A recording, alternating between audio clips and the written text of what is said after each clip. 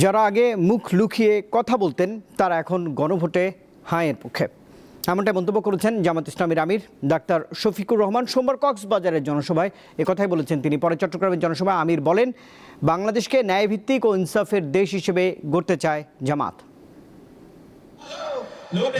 সোমবার দুপুরে কক্সবাজারের মহেশখালীতে নতুন বাজার সরকারি প্রাথমিক বিদ্যালয় মাঠে জনসভায় যোগ দেন জামায়াতের আমির শফিকুর রহমান। এ সময় তিনি বলেন, 13 ফেব্রুয়ারি একটি নতুন বাংলাদেশ পাবে মানুষ। আমরা এই মৃত্যুদেরকে কথা দিচ্ছি, ইনশাআল্লাহ 13 তারিখ থেকে নতুন একটি বাংলাদেশ জনগণ পাবে। সেদিন আমাদের মায়েদেরকে আমাদের মাথার উপরে তুলে মর্যাদা দেব ইনশাআল্লাহ। 12 তারিখ এদেশের আপামর জনগণ লাল কার্ড দেখাবে ইনশাআল্লাহ। আজকে যে উত্থান জনস্রোত যেটা আপনারা লক্ষ্য করছেন, এটা শুধু কক্সবাজার নয়, এটা এখন 56,000 বর্গমাইলের একই দৃশ্য। এরপর সন্ধ্যায় চট্টগ্রাম নগরীর বন্দর স্কুল অ্যান্ড কলেজের মাঠে মহানগর জামায়াতের আয়োজনে 11 দলের নির্বাচনী জনসভায় যোগ দেন দলের আমির।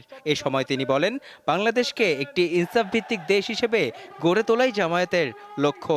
এই জন্মভূমির প্রতি ইঞ্চি মাটির পাহারাদারি করা আমাদের দায়িত্ব। এর আধা ইঞ্চি মাটিও ইনশাআল্লাহ আমরা কাউকে দেব না। জুলাই যোদ্ধারা বলেছিল, জীবন দিব জুলাই দিব না। আমরা তাদের সাথে সুর মিলিয়ে বলতেছি, জীবন দিব মাটি দেব না। কোনো আধিপত্যবাদ আর বাংলাদেশে মানা হবে না।